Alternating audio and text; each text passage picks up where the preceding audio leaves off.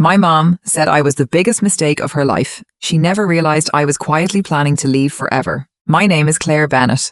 I'm 24 now, and for years I avoided telling this story because I kept wondering if walking away without looking back had made me as cold as my mother always claimed. Looking back, I finally understand what my 16-year-old self couldn't. Sometimes leaving your family isn't abandonment. It's the only way to survive. Growing up, people called me an easy child. I was an honor student, ran varsity track, worked part-time at a grocery store, stayed out of trouble, and had been doing my own laundry since I was 12. It wasn't because my mother had taught me independence. It was because every request, a ride, money for school, even a little help, was met with a tired sigh or a look that made me feel like one more burden. Eventually, I stopped asking. My mother had me when she was 18. My biological father disappeared before I was born, and for years she reminded me how much she had sacrificed to raise me alone. I heard those words so often that I grew up believing my very existence had cost her the life she wanted. When I was 4, she met Daniel. They married 2 years later, and before long my half-sister Lily and my half-brother Noah completed what everyone else saw as a happy family. From the outside, it looked perfect. Inside, I always felt like the leftover piece that didn't belong. The signs were subtle at first. Family photos slowly became pictures of my mother, Daniel, Lily, and Noah. Sometimes I happened to be at school, but other times I was only a few feet away and somehow never ended up in the frame. Christmas looked the same.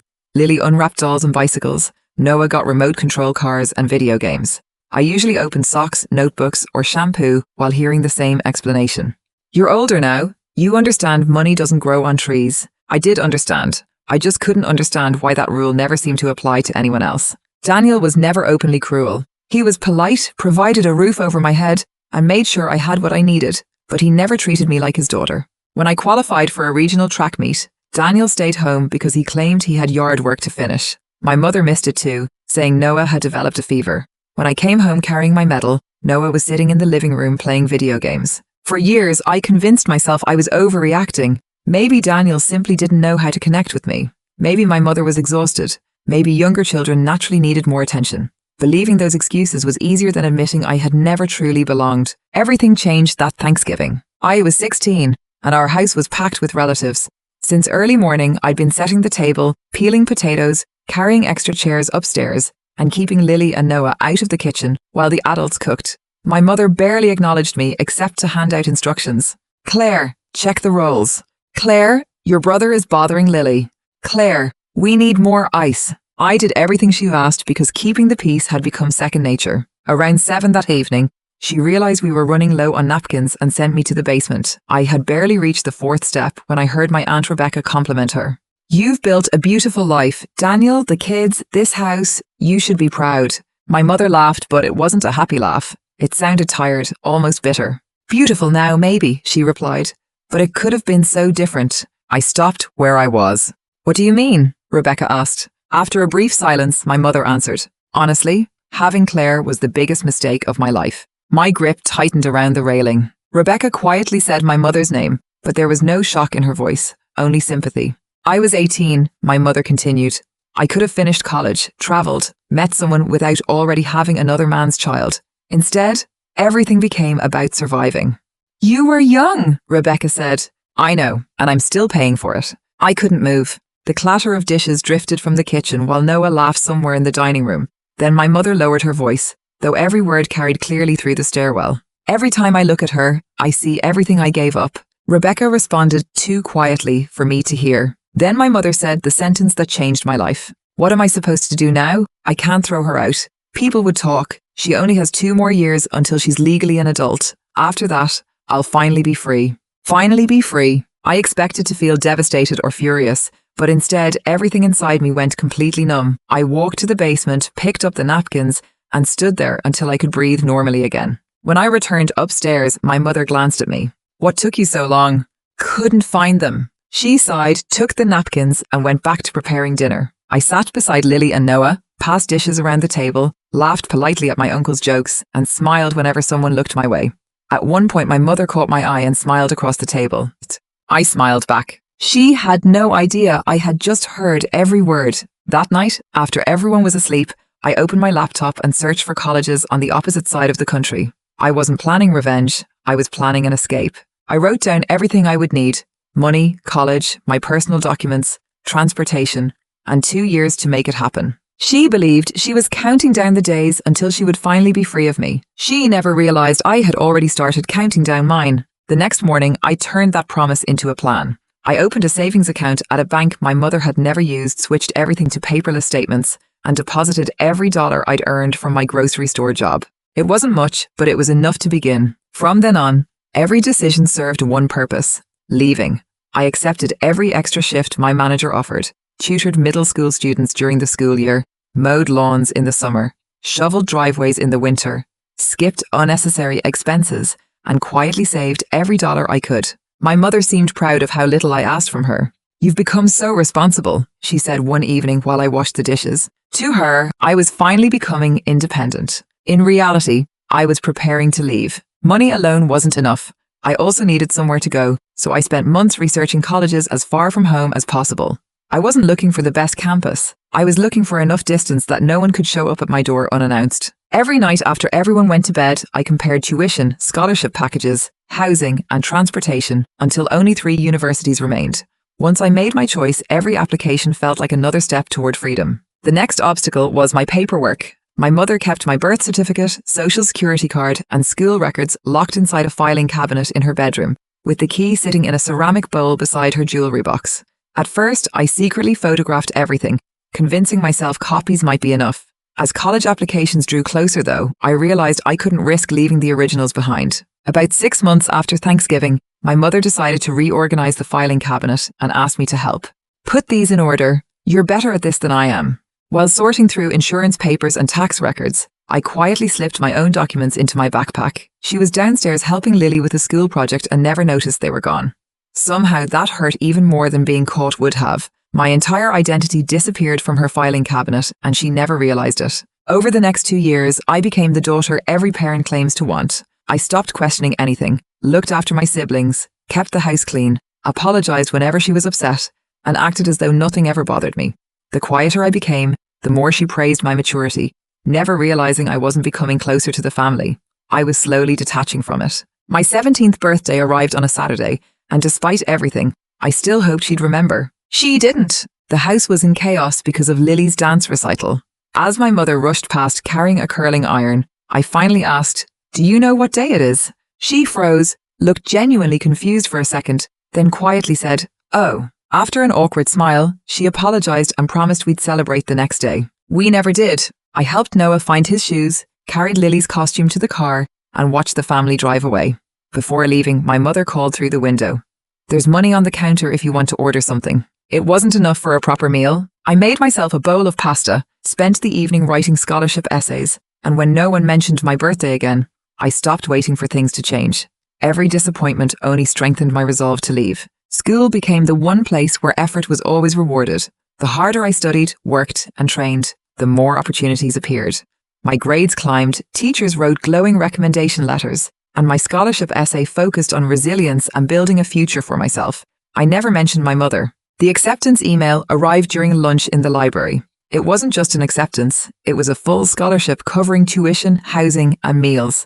I locked myself in a bathroom stall and cried quietly, overwhelmed by the realization that I finally had a way out. That evening, I told my mother the news. "That's nice," she said without looking up from her phone. "Just make sure you finish all the paperwork." Daniel glanced over and commented that flights home would probably be expensive. "I probably won't come back very often," I replied. "I don't want to be a burden." My mother smiled. "That's very mature of you." She smiled, believing I was trying to make things easier for everyone. The truth was, I was saying goodbye. By August, everything was ready. I had campus housing, a summer job waiting for me, and a bus ticket I'd paid for myself.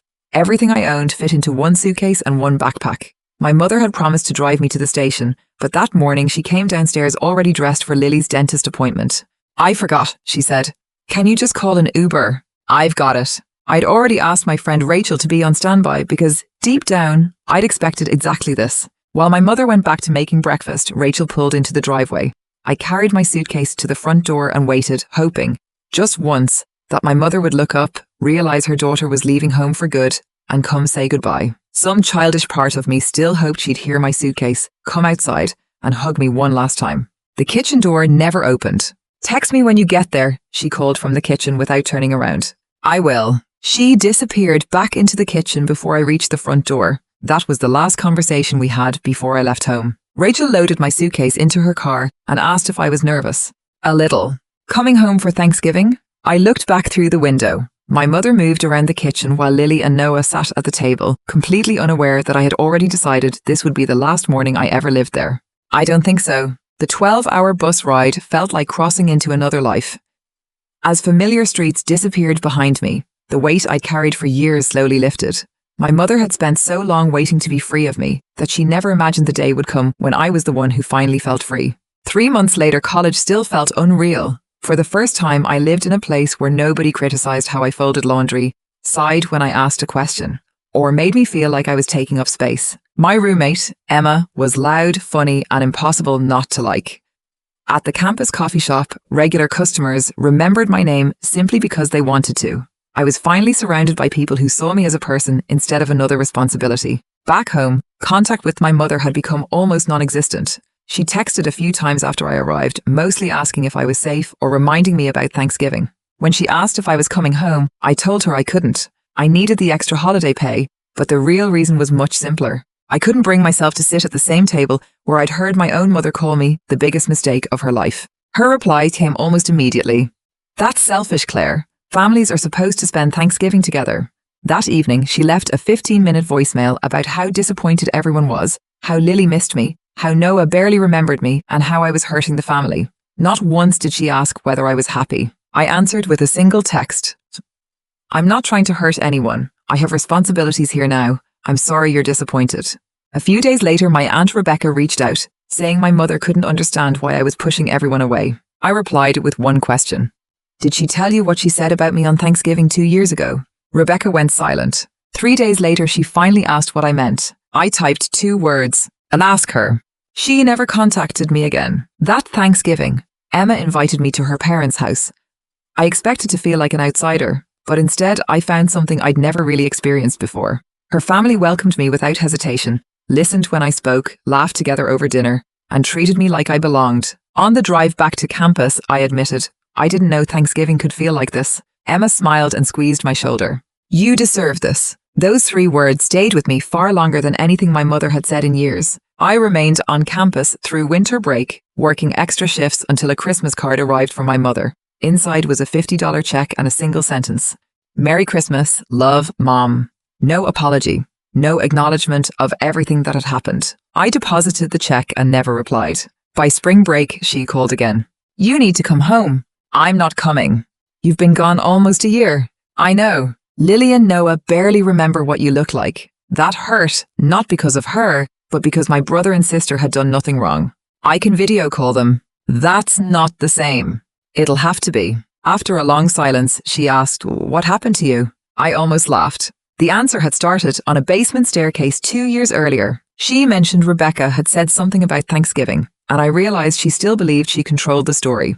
As long as I stayed silent, everyone would think I had simply become selfish. So I finally told her the truth. "I heard everything that night. I heard you tell Aunt Rebecca I was the biggest mistake of your life. I heard you say I'd ruined everything, and that you were counting the days until I turned 18 so you could finally be free." The line went silent. Finally, she whispered, "Claire?" Then came the excuses. "You misunderstood.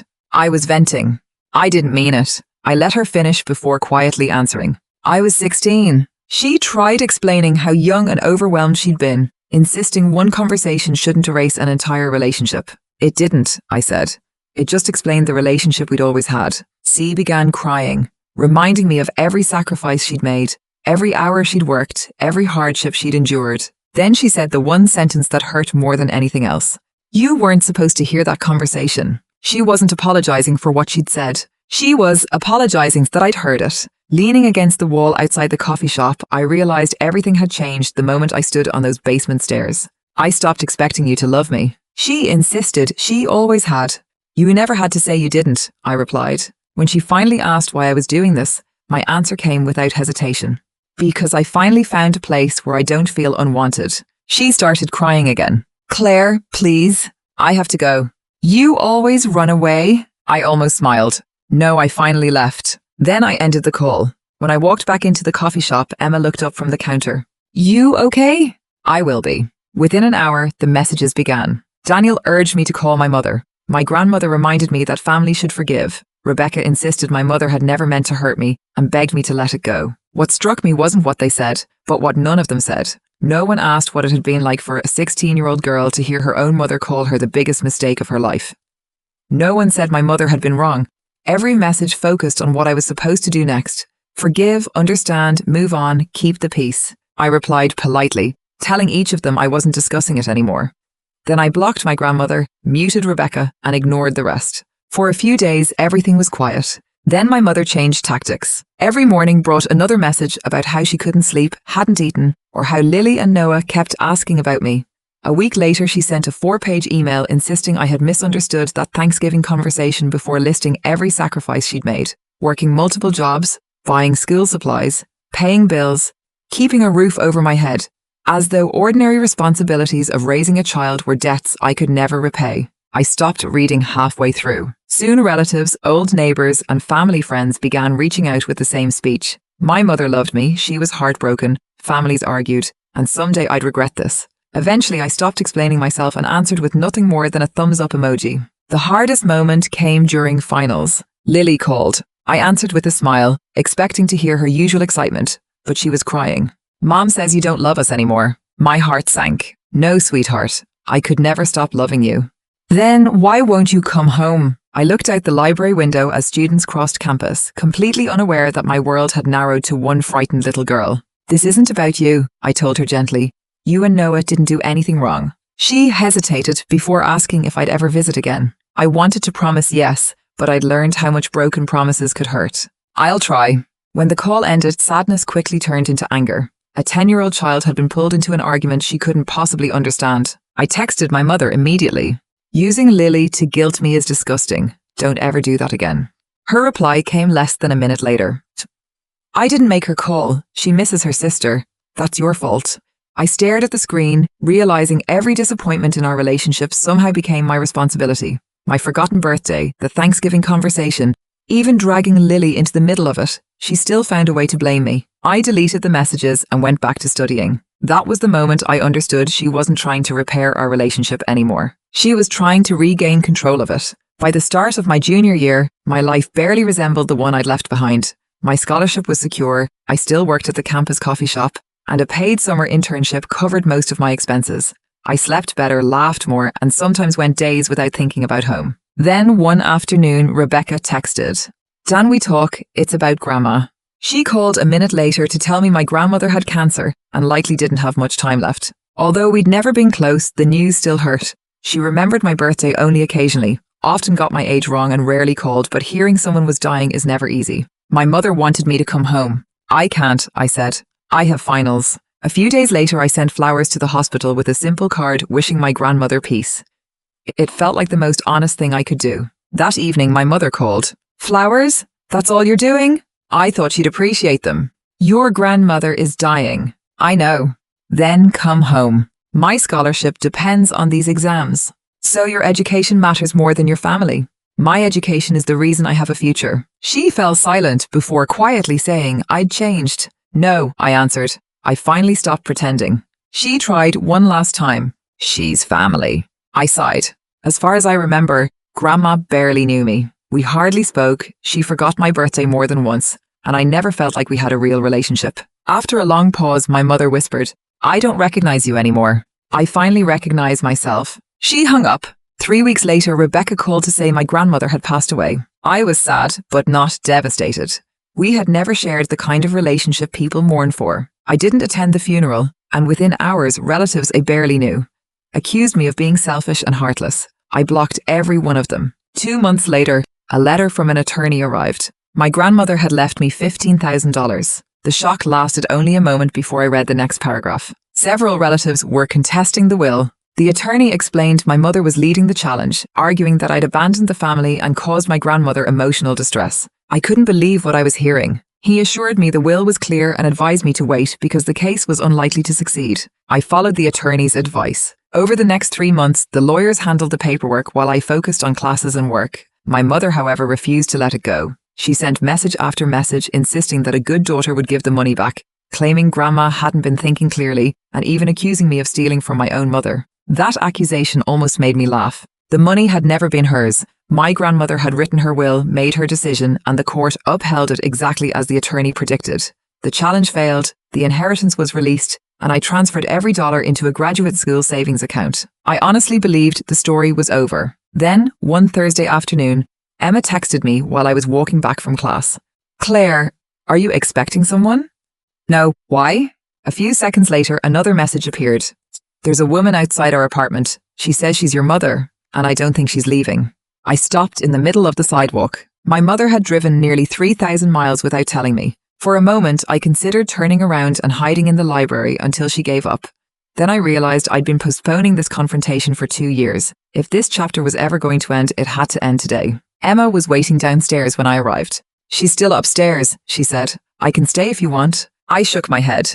"I think I need to do this alone." She squeezed my arm before stepping aside. My mother stood outside my apartment with her arms folded. She looked older than I remembered, her hair touched with grey, and the lines around her eyes deeper than before.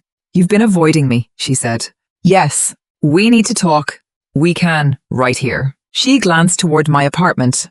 "Can we go inside?" "No." Her expression hardened. "You're really going to leave me standing in the hallway? You came here without asking." After a long breath, she looked back at me. "I don't understand where all this anger is coming from." That was the moment I realized nothing had changed. Or maybe she simply refused to see it. Sue began talking about how young she had been when I was born, how little money she had, and how hard she'd worked to raise me. I did the best I could. "I know you were young. I sacrificed everything." "I know. And maybe I said things I shouldn't have." I met her eyes. "You told Aunt Rebecca I was the biggest mistake of your life." I was venting. "You said I ruined everything." "I didn't mean it like that." "You said you were counting the days until I turned 18, so you'd finally be free."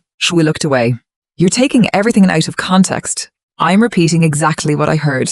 Students walked past us, pretending not to notice, but neither of us moved. Finally, she asked, "I'm your mother. Doesn't that mean anything anymore?" "It used to." "What changed?" "Thanksgiving. One conversation can't erase 16 years. "It didn't," I said quietly. "It explained them." She stared at me, confused. "You forgot my 17th birthday. You skipped my track meet because Noah supposedly had a fever, even though he was playing video games when I got home."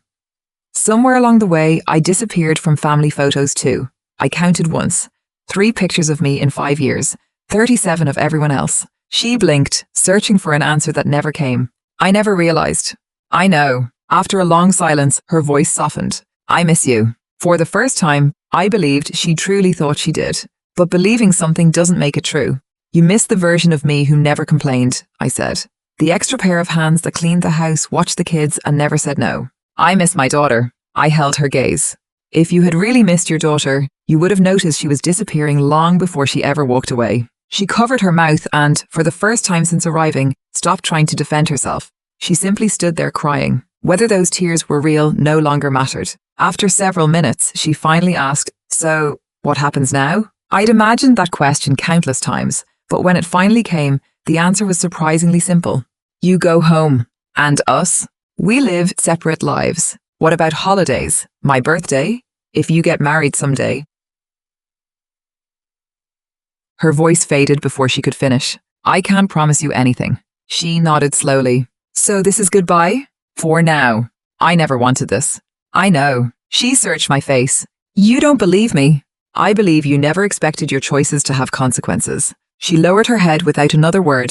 A moment later, she turned toward the elevator and walked away. Neither of us looked back. When I unlocked my apartment, Emma was waiting in the living room. "You okay?" I looked around at the textbooks scattered across the coffee table, the half-finished mug of coffee I'd left that morning, and the quiet little life I'd built for myself. Then I smiled. For the first time in a long time, yeah. She hugged me and I cried for less than a minute. It wasn't because I'd lost my mother. I'd accepted that loss years earlier.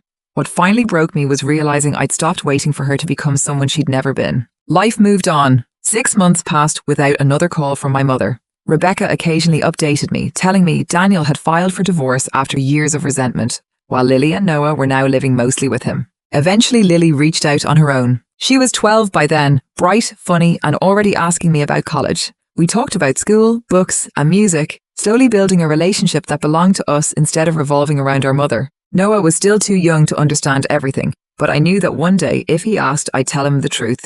not to turn him against our mother, but to help him understand why I had left. The doubt never lasted long. Whenever it crept back, I saw myself standing on those basement stairs at 16, holding a package of napkins while listening to my own mother call me the biggest mistake of her life. That 16-year-old girl believed her life had just fallen apart. She had no idea she was standing at the beginning of the best chapter she would ever live. Looking back now, I don't remember that Thanksgiving as the day my family broke me. I remember it as the day I finally stopped living for someone else's love.